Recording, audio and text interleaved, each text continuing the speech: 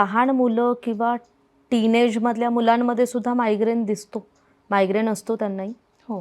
तर मायग्रेनचं starting age जे आहे ते ॲडोलेसंट किंवा साधारणपणे एक 13, 14, 15 वर्षाच्या हं. मुलांपासून ही सुरुवात होते.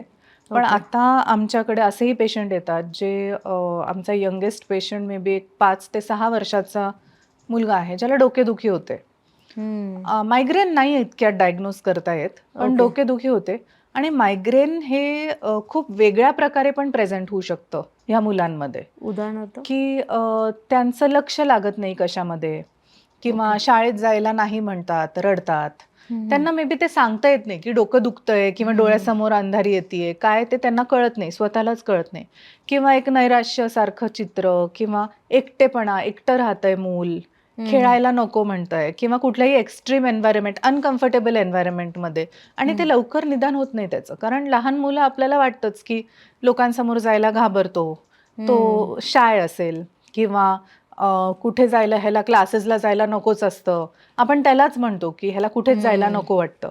तर थोडंसं जर का फॅमिली हिस्ट्री असेल, मायग्रेनचा अजून एक गोष्ट आहे, की हे जेनेटिक असतं बऱ्यापैकी. तर ओके. घरातल्या इतर कोणाला मायग्रेन असेल, तर हे आपण जास्त लक्ष देऊन, आवर्जून हे डोक्यात ठेवून आपण मुलाकडे त्या नजरेने बघायला हवं.